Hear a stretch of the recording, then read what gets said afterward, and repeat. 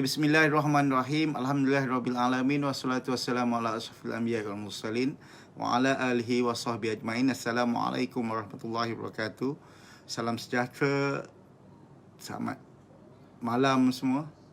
Terima kasih tuan-tuan dan puan-puan yang masih sudi nak mendengar sembang saya. Saya tutup semalam dengan ada satu soalan daripada Saudara Kamalul Nizam Kamal. Kebetulan Saudara Kamalul Nizam baru masuk.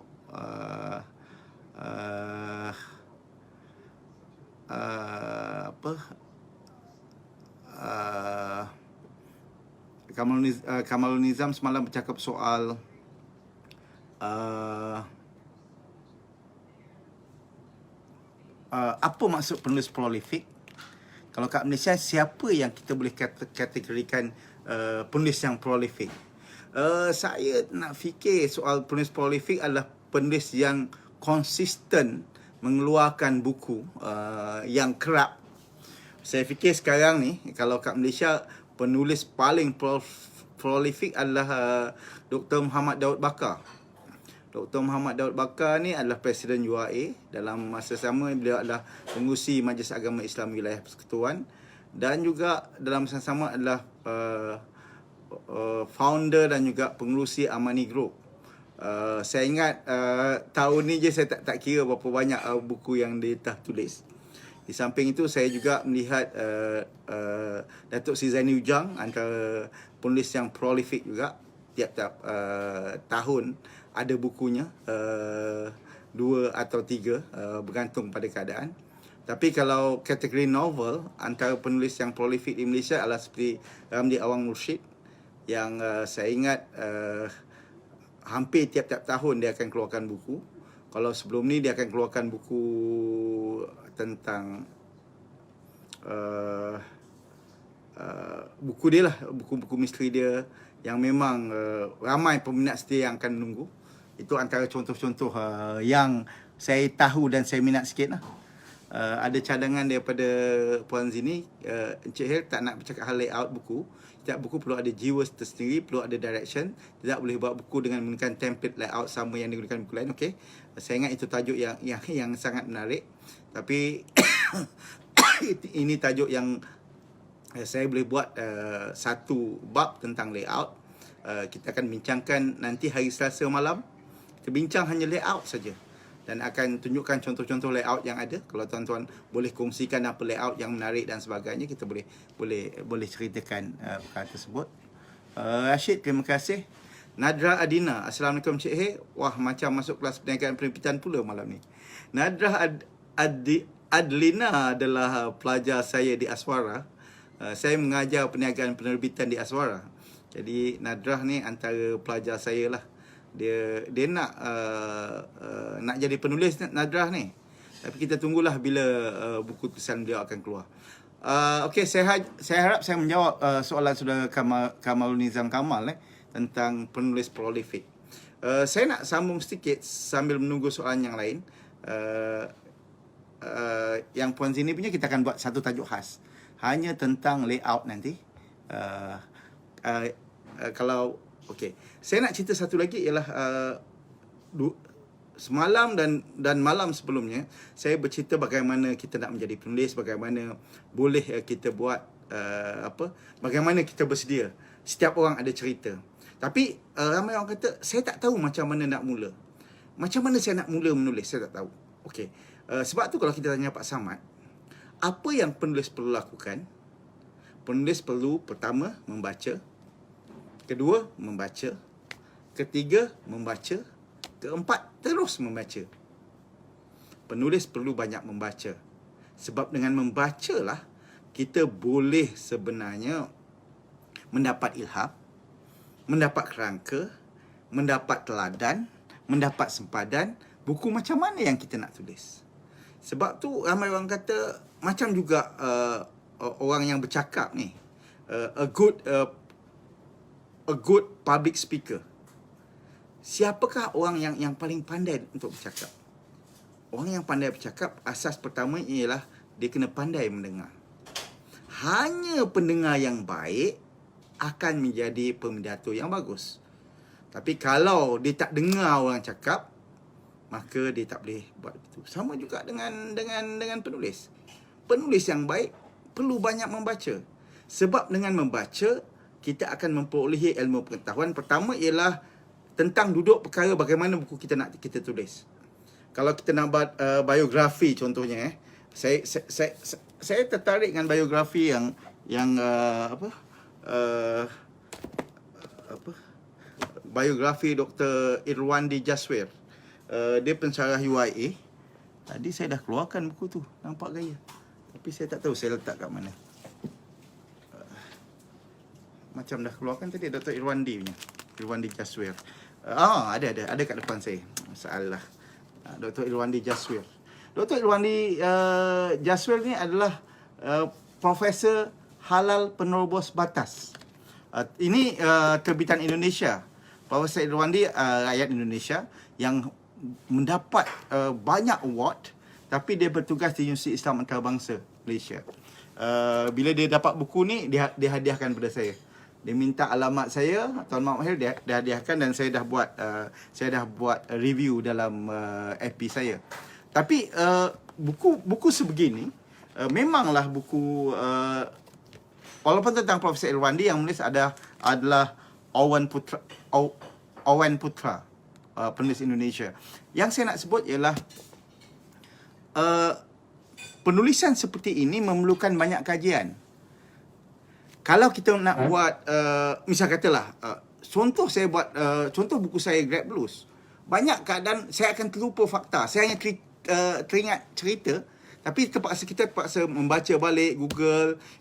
Bila Pesta Buku Indonesia berlaku, bila ada perkara tersebut, kita kena lihat semula. Sebab tu bila kita membaca, kita akan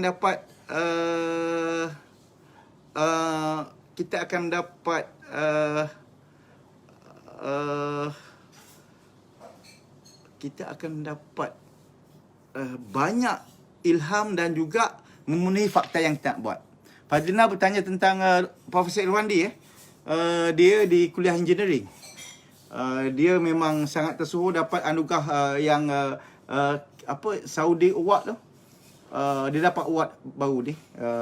Kalau tengok FB dia, kita akan nampak lah macam mana dia dapat award dan sebagainya. Okey.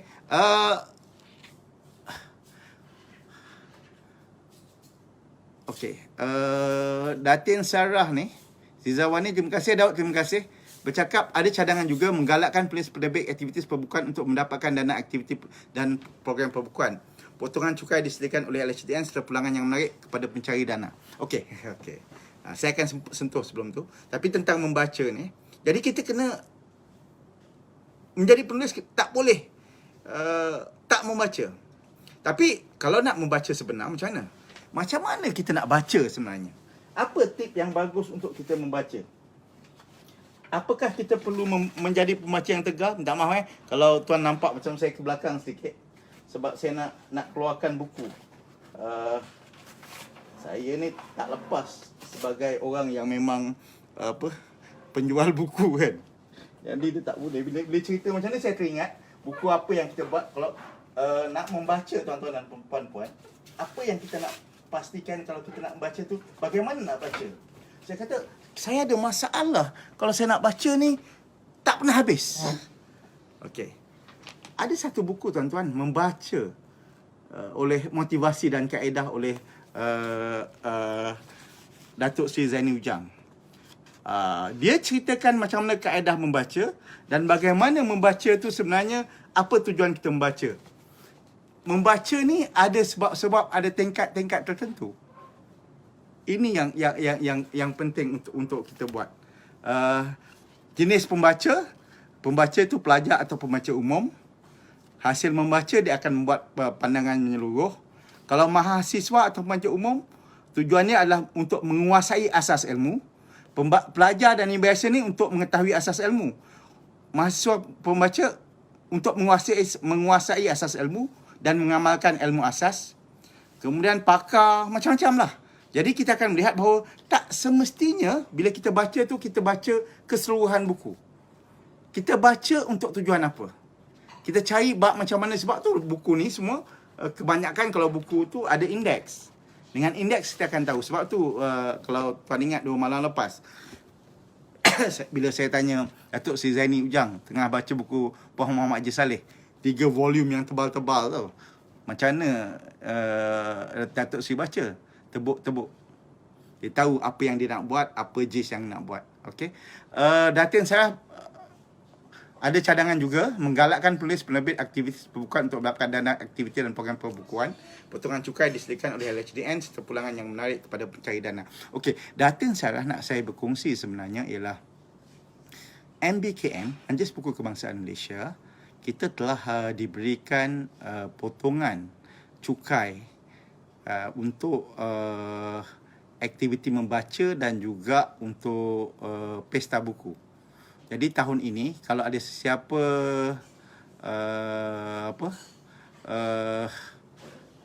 nak mencari dana untuk aktiviti perbukuan, boleh menghubungi MBKM. Kami akan tunjukkan jalannya dan orang yang mencari dana juga mungkin boleh dapat sedikit pulangan daripada pencarian dana tersebut. Dr. Ahmad Sunari Long kata, ada juga skema penerbitan buku. Setiap penulis diminta menyumbang RM200 untuk terbit buku secara bersama. Ada 10 penulis, 200, 2,000. Malangnya buku tak pernah terbit. Okey. Yang ni kena berhati-hati. Yang orang nak kata setiap penulis diminta menyumbang 200 untuk terbitan buku secara bersama. Kita kena hati-hati. Pertama ialah kita kena kenal pasti kalau orang nak terbit buku tu siapa orangnya. Ada rekod ke tak ada rekod, adakah orang itu boleh dipercayai atau tidak, dan juga tengok hasil sebelum ni. Memang sekarang ni banyak orang cari duit dengan cara yang mudah. Dia kata nak buat buku, sebab ramai orang nak buat buku, tapi biasanya kalau setiap penulis ni kalau nak ada skema penerbitan buku, kalau dia minta duit dulu, jangan bagi. Tunjukkan macam mana nak buat, dah ada perbincangan, dia bagi guidance atau tidak. Lepas tu barulah, at the end of the day, biasanya lepas print barulah dapat buku, barulah kita bagi duit. Jangan kata, okey, siapa nak masuk join, bayar 200, kita bayar. Senang-senang orang lain dapat duit. Kita nak jadi penulis ni, kita kena cerdik.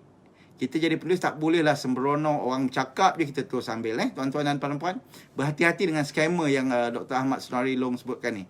Ada juga yang macam tu, tapi saya ingat Dr. Ahmad Sunari Long ni tak kena kan, tak kena scam kan. Dia ahli falsafah, mana boleh kena scam.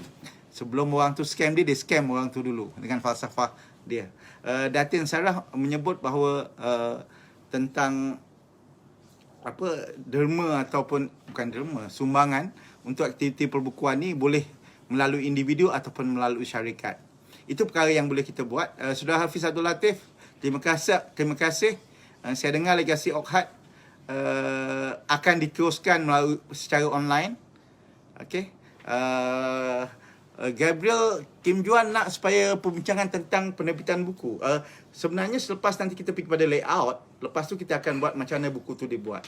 Saya ada pengalaman sedikit lah sebagai dulu sewaktu di ITBM, tentulah 11 tahun saya bergelumang dalam dunia buku dan penerbitan. Tapi selepas saya habis di ITBM, ada ruang waktu saya menjadi penasihat penerbitan, saya menjadi project manager untuk buku-buku tertentu, contohnya buku ni. Okey, ini yang saya kendalikan. Jadi saya ada sedikit Surat Tuan Gabriel, saya ada sedikit pengalaman yang kemudian saya akan kongsikan bagaimana penerbitan ini boleh kita lakukan. Macam Nadrah cakap tadi pun, saya juga adalah tenaga pengajar di Aswara. Saya mengajar perniagaan penerbitan. Okey. Cuma agak malang sedikit kalau sebelum-sebelum ni kelas saya yang pertama tu saya bawa pelajar-pelajar ke rumah penerbitan, saya bawa pelajar ke kilang cetak buku. Itu kita dapat lakukan lah, tapi bila ada PKP ni malangnya kita tak boleh lakukan begitu. Okey, Ikram Hazlami, terima kasih. Tengok Pak Ngah lagi. Tuan-tuan dan puan-puan, ada soalan yang lain? Kalau tak ada, saya akan teruskan tentang membaca. Sebab tu saya kata, saya sebutkan tadi, setiap penulis ni kena rajin membaca. Sebab bila kita rajin membaca, kita akan melihat, pertama ialah bentuk gaya penulisan orang. Dia berbeza-beza, tuan-tuan dan puan-puan. buku seorang penulis dan penulis yang lain akan berbeza. Kita akan bergantung kepada minat kita macam mana untuk kita baca. Ada orang suka Fauzan Asyari, ada orang suka Amri Awang Mushid, ada orang suka Zaini Ujang, ada orang suka Muhammad Helen Gadirun, contoh. Ini ni perkara-perkara yang kita lihat bentuk dan gaya. Dan sebenarnya tulisan yang paling bagus ialah tulisan yang dekat dengan hati kita, dekat dengan jiwa pembaca. Kita tulis macam baca dia seronok lah, dia tak berhenti. Dan bila kita tulis setengah-setengah buku tu, bila kita tulis ialah dia kena bila hujung je, apa istilah kita buat, kita nak tahu bab yang satu lagi, apa istilahnya, ada dia hanging tau, dia tergantung. Satu bab kita baca, kita nak tengok apa bab satu lagi. Buku yang bagus ni kalau boleh ialah dia 2 jam 3 jam kita boleh habiskan. We know exactly what to get from that book.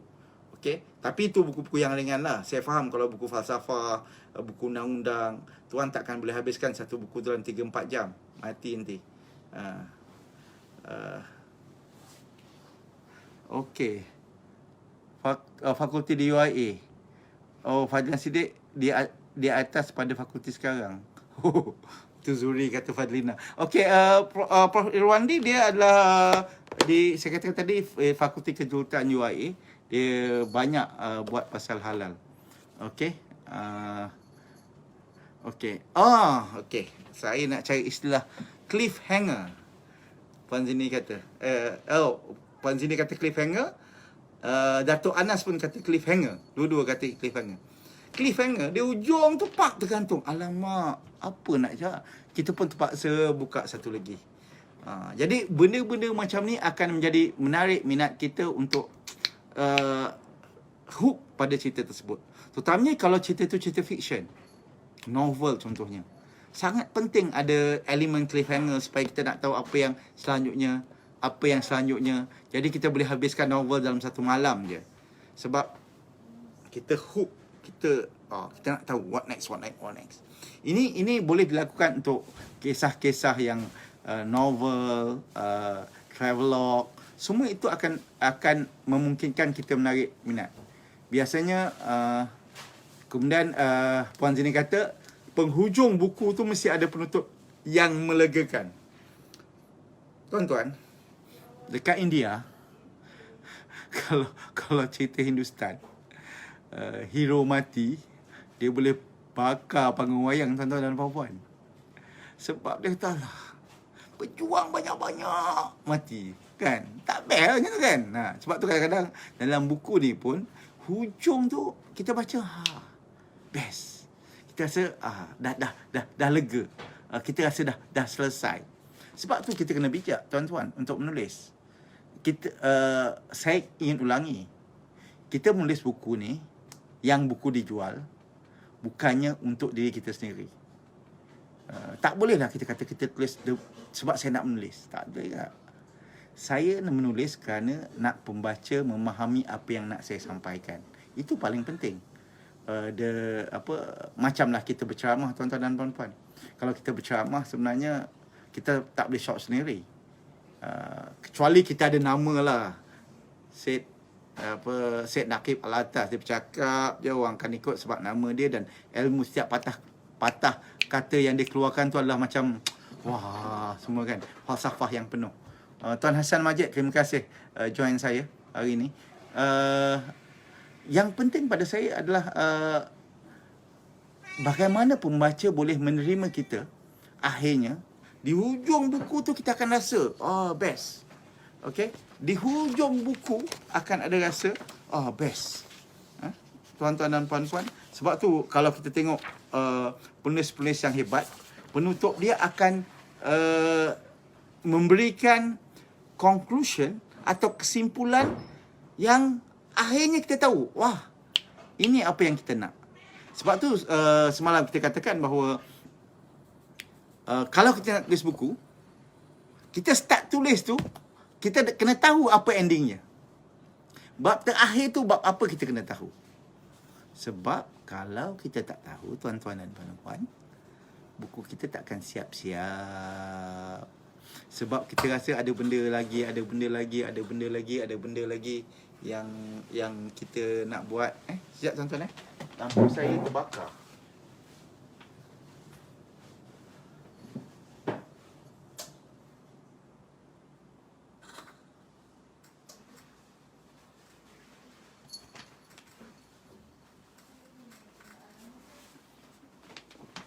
Masalah ada gangguan sedikit.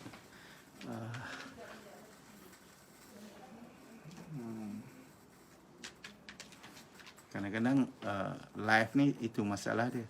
Ada perkara yang kita rasa okey. Dah okey dah. Okey, ada soalan lain tuan-tuan dan puan-puan? Saya ada 8 minit lagi untuk bersiaran. Kita masih bercerita soal bagaimana kita boleh menjadi penulis dan bagaimana menjadi penulis yang baik. Okey, setengah penulis ni orang ada gangguan tu cliffhanger. Okey, gangguan sikit-sikit. Sebab tuan-tuan tak boleh ada deria bau. Saya ada deria bau hangit. Itu yang saya kena tengok sekejap. Kena pastikan walaupun sebenarnya kadang-kadang perkara ni tak ada. Yasmin, terima kasih Yasmin. Yasmin kat atas. Yasmin Hairina ni anak saya. Anak saya yang nombor 3. Bukan bunyi Melo tu. Itu bunyi Morio rasanya. Datin tahu, dia tengok FB saya je. Saya ada, bukan saya lah. Keluarga saya ada 4 kucing. Melo, Mosi, Morio. Tak ingat lah. 4 je ekor tu, tak ingat. Melo tu mak dia dah lepak je tuan-tuan dan puan-puan. Okey. Jadi Morio. Tolong buka kipas. Ini tadi ini yang terbakar sikit. Itu yang bau hangit. Tolong bukakan kipas sebab tertutup kipas. Ini yang sorry, saya bercakap dengan anak saya Sri Amalina. Lawyer lah. Jadi kadang-kadang lawyer ni kalau bercakap pun kena hati-hati sikit. Okey. Puan Zini bercerita bahawa setiap cerita mesti ada konflik dan pelajar suka membaca bagaimana konflik itu diselesaikan walaupun dalam banyak masalah. Seperti dalam nota imbas CEO. Dalam cerita saya ni ada konflik, apa yang berlaku dan bagaimana kita dapat mengatasi masalah tersebut. Juliana Jaafar, terima kasih. Puan Nadibah Homa, Waalaikumsalam. Terima kasih bersama-sama dengan saya malam ni. Saya ada 5 minit lagi untuk berkongsi. Saya sebutkan tadi bahawa minggu hadapan esok malam saya tak akan bersiaran. Esok malam kita akan ada cerita yang lain. Esok malam untuk guru terutamanya saya akan bersiaran bersama dengan Cakap Apa Saja oleh Saudara Nasir. Saya tak nampak lagi Saudara Nasir. Sahirah Shah. Salam Cik Hei. Cik Hei ada rutin menulis ke? Maksudnya dia cetak waktu tertentu menulis atau just sit down bila free and write? Saya tak ada waktu tertentu. Saya belasah saja apa ingat dan biasanya saya ada nota saya akan tulis kat nota saya dan selalunya saya update dalam FB saya. Itu sebahagian ada apa yang boleh kita perolehi lah. Itu yang kita buat. Tapi setengah orang ada disiplin. Datuk Sri Zaini saya sangat hormat dia sebab disiplin menulis dia sangat kuat. Tuan-tuan dan puan-puan, kadang-kadang dia dah buku dia tak habis, dia dah tahu apa buku lain yang dia nak buat. Ini kadang-kadang dalam satu waktu ni dia buat sekarang ni contoh sebelum hujung tahun ni dia akan keluarkan satu lagi puisi. Dia sedang bercerita ayat-ayat Al-Quran tentang sungai dan air. Buku hadis edisi kedua, 40 hadis tentang alam sekitar dia tengah buat. Dia ada disiplin yang kuat. Saya soal disiplin ni sangatlah tidak kuat. Saya kena akui perkara tersebut. Ada orang buat muka bila saya kata saya tak ada disiplin yang kuat, mengiyakan. Dia buat bahu macam ni. Okey, Echa.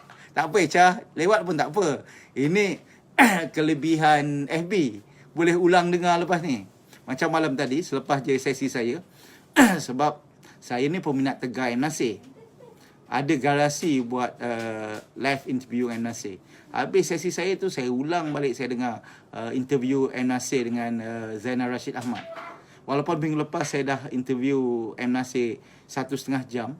Tapi bila semalam saya dengar M. Nasir lagi yang diinterview oleh Zainal Rashid Ahmad, saya memang hormat orang tua tu lah. Maksudnya macam mana dia, yelah dia tua lah, umur dia 63 tahun kan. Walaupun muka dia tak nak macam 63 tahun. Zizawani Fauzi, Cik He, buku-buku dah sampai petang tadi. Alhamdulillah. Tuan-tuan, bayangkan saya post malam petang, buku ni petang tadi.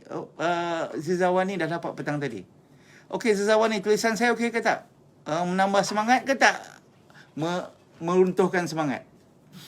Okey, Pak Cik saya, Pak Cik Jamaluddin di Bandar Penawar pun dah dapat buku dia petang tadi. Saya takjub tuan-tuan. Dulu kalau kita hantar surat ni, seminggu belum tentu sampai. Atau 2 minggu atau sebulan. Hari ni hantar, semalam hantar, hari ni sampai. Hebat kan tuan-tuan? Sebab tu sekarang ni masyarakat kita tak boleh banyak alasan. Kalau tuan-tuan kata saya tak pandai menulis, saya dah berikan tip-tip. 3 malam saya buat tip. Macam mana bercerita tentang macam mana jadi penulis. Saya bagi tip bagaimana penulis. Setiap orang ada cerita. Lepas tu kita tulis, dapatkan guidance daripada editor, dapatkan guidance daripada orang yang berpengalaman. Dan malam ni saya cerita soal kita kena banyak membaca. Sebab dengan membaca kita akan menambahkan ilmu. Contoh, kalau tuan-tuan dan puan-puan lihatlah kan, Datuk Seri Zaini Ujang saya bagi contoh Datuk Seri Zaini Ujang lah. Dia kan orang pakar air. Dia KSU. Jadi, dan dia minat buku. Jadi puisi-puisi dia ni banyak berkisar tentang bidang yang dia ada. Bidang yang sebenarnya dekat pada jiwa dia. Contoh, ini ditulis pasal pokok. Pokok saya bacakan tuan-tuan dan puan-puan. Harga sebatang pokok.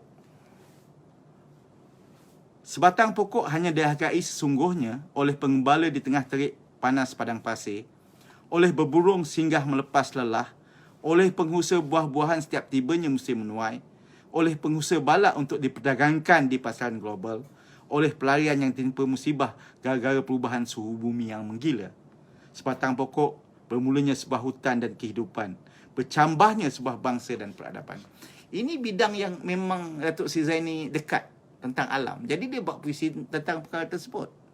Okey, Juliana, yang penting cover buku Grab Blues CEO tu mampu attract budak-budak sebab ada gambar kereta. Juliana ni adik saya. Dia bekerja di mahkamah di Johor Bahru. Itulah. Dia cerita pasal anak dia tu kata.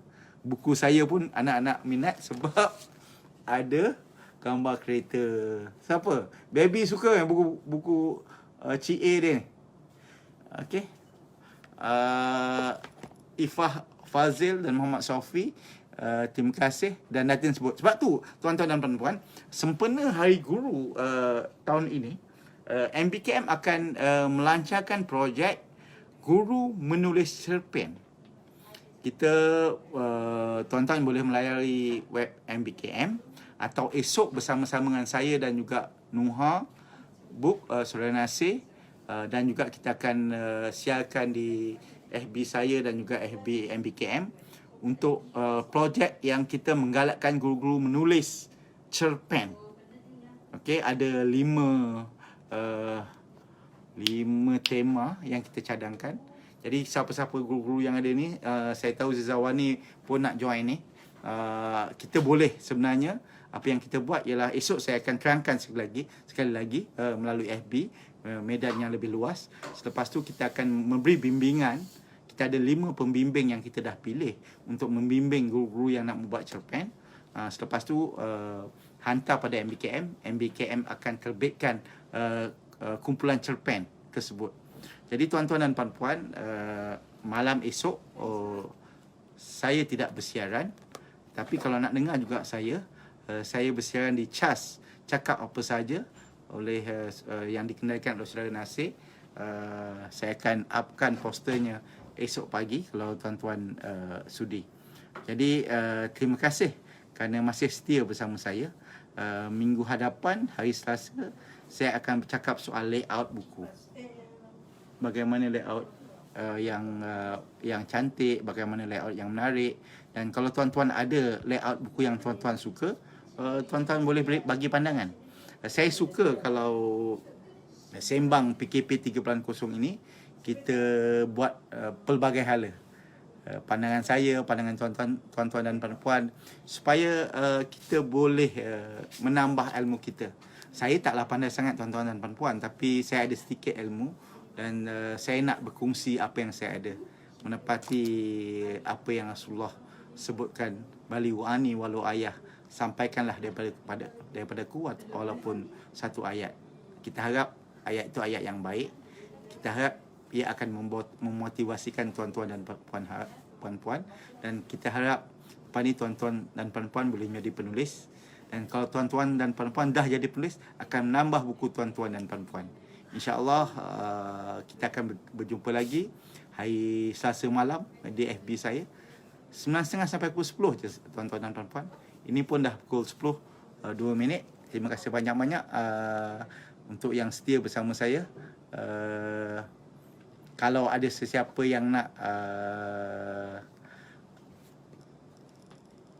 tanya soalan dan sebagainya, boleh tinggalkan di ruang komen. Kalau nak cadangkan topik apa saya nak bincangkan juga boleh ditinggalkan di ruang komen.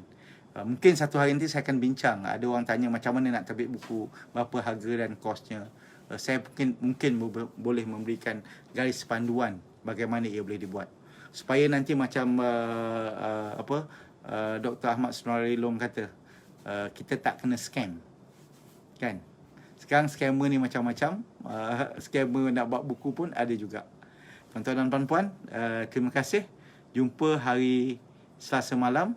Wabillahi taufiq wal hidayah. Wassalamualaikum warahmatullahi wabarakatuh. Selamat malam, salam sejahtera. Jumpa lagi.